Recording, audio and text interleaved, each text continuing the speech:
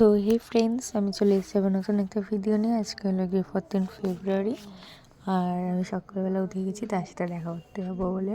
আজকে আমার অনেক দিনের একটা ইচ্ছে পূরণ হবে। এই হলো কি আজকে আমার রেডি হওয়ার জন্য যা যা জিনিস লাগে আমি সেগুলো নিয়ে নিয়েছি। রেডি হয়ে বেরিয়ে গেছি অটো ধরতে যাবো বলে। অটোতে উঠে গেছি, আমার চুলটা প্রচণ্ডভাবে ডিস্টার্ব করছিল, পুরো এলোমেলো হয়ে যাচ্ছিলো।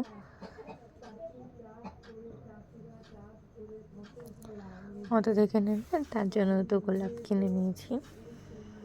অবশ্য গোলাপটা শেষমেশ আমি নিজেই বাড়িতে নিয়ে চলে এসেছি, সে আর নিয়ে যায়নি। বলছে ভিড়, ট্রেন নষ্ট হয়ে যাবে, এর থেকে ভালো তুই নিয়ে গিয়ে সামলে রাখ। কী করে এবার আমি নিয়ে চলে এসেছি। এখন আমি তার জন্য অপেক্ষা করছি। সবসময় আমাকে অপেক্ষাই করা খুব বাজে। বসে আছি স্টেশনে, অবশেষে সে এসে গেছে। আমরা ট্রেনে উঠে গেছি আমাদের গন্তব্যে যাব বলে। স্টেশনে পৌঁছে গেছি, যে স্টেশন থেকে আর কি আমরা যাব। তো এখন টোটোতে উঠে গেছি, টোটো ছাড়ছিল না। আমার প্রচণ্ড ক্লান্ত লাগছিল, প্রচণ্ড খিদে পাচ্ছিল।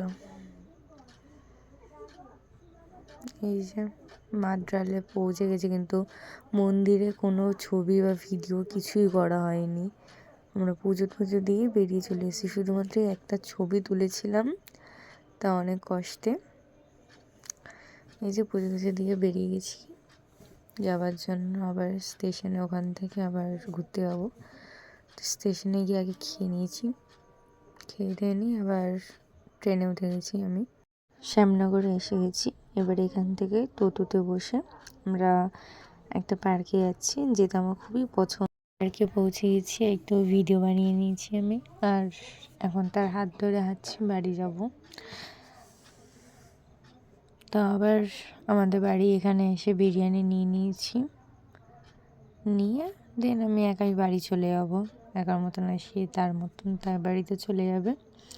এই যে আমি বিরিয়ানি পেয়েছি, টোটোতে বসে গেছি। বসে এখন আমি আমার বাড়ি আর সে তার বাড়ি।